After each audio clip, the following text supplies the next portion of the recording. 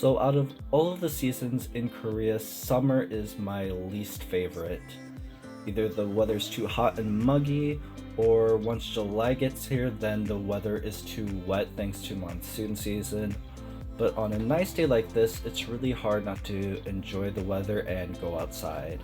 So, recently I was asked, what attracted you to Korea? Like, why did you want to move to Korea? Prior to teaching in Korea, I worked at a Fortune 500 company working in mutual funds.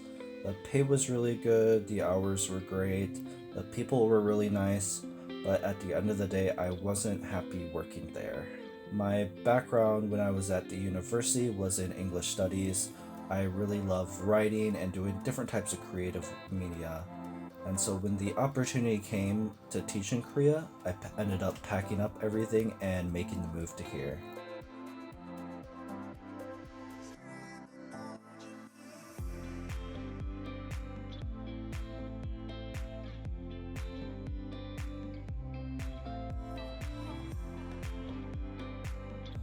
Something that you guys may not actually know is that I was actually born here in Korea.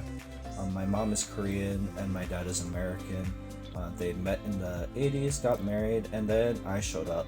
But not long after I was born, we ended up having to move back to the US, and that's where I spent the majority of my life since then. Of course, growing up, I got to eat lots of different kinds of Korean food, and there was also a Korean community nearby that I got to interact with. But it's really not the same as being here in Korea and experiencing it for yourself. But that really created a strong passion for learning more about Korea. I tried to find as many books as I can to learn about the history and the culture, and I, like many people, started listening to K-pop during my high school and university years, and then today I'm here. One of the reasons why I was attracted to coming to Korea was that I wanted to meet my mom's side of the family. Ever since I was born, that was the last time that my aunts, uncles, and cousins saw me. Of course, like they've talked to me a little bit on the phone before or seen me on a video call, but up until that point, when I landed in 2019, I didn't have any interactions with my mom's side of the family. She was the only one out of her brothers and sisters to leave the country, and this was my first time back. Like, my sister's been here multiple times, but for me, I was usually too busy with work or some other obligation, so I wasn't able to ever travel here before. So, one of the things that I really like about living in Korea is the different kind of foods that you get to experience. If you don't like cooking, there are plenty of restaurant options around, even in a rural city that like the one that I'm in. There are dozens upon dozens of different kinds of restaurants to where you could have something different every day and not really get bored with what you're eating. Of course, I do like cooking, and at times I also want to have some kind of food from back home, so I'll go to the grocery store and go to the international food section and get some different ingredients that way. For people that are either vegetarian or vegan or need to have dishes halal, like in Seoul especially, you can easily find these different restaurants. There's more and more Koreans that are turning towards vegetarian and vegan meals, and these restaurants are also trying to cater more to foreigners living and working in Korea. But in some of the more rural areas, it is going to be a little bit harder finding those options. I know a few of the restaurants in Seoul, they do ship out some frozen meals, so that could be an option for you. But at the end of the day, you might just have to learn how to cook some different foods yourself at home.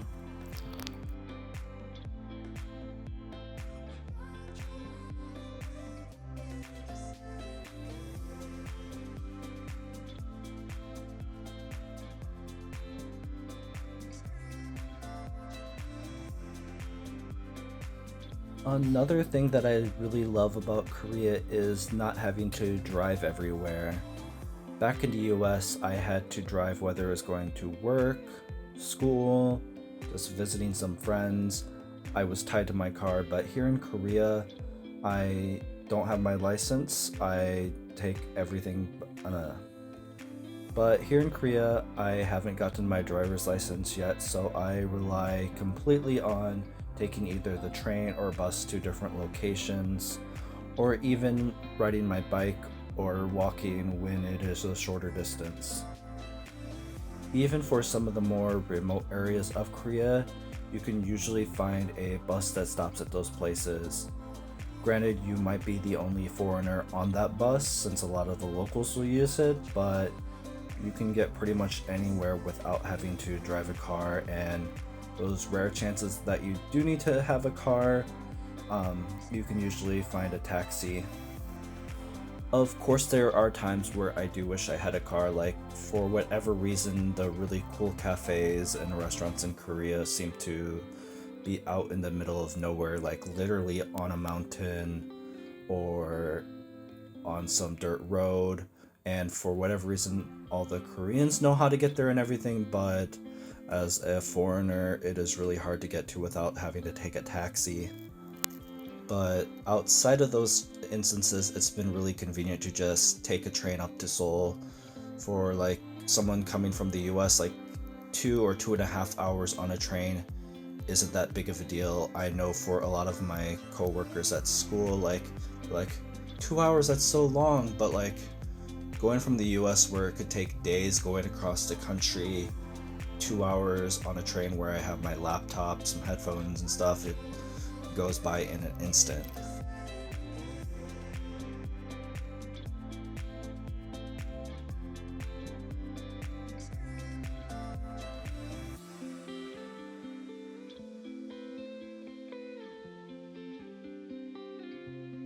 And ever since I was a child, my parents always tried to expose us to nature, whether it was going on a hike, visiting a zoo, like just getting outside and playing.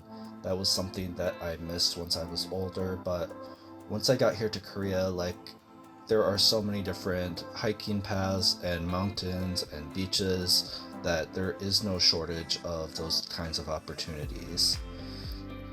Just walking along the river, I can see dozens of different kinds of animals, whether they're birds, fish, even some reptiles and amphibians. And it's just really cool to be able to see those and see how they interact in the world right in the middle of the city. In this kind of city that I'm in, Boryong, I can go in the morning, I can go hiking up into the mountains, and in the afternoon choose to go to the beach and just relax. You can see a lot of different sea animals, whether they're starfish, sea urchins, or anything else once the tide's low.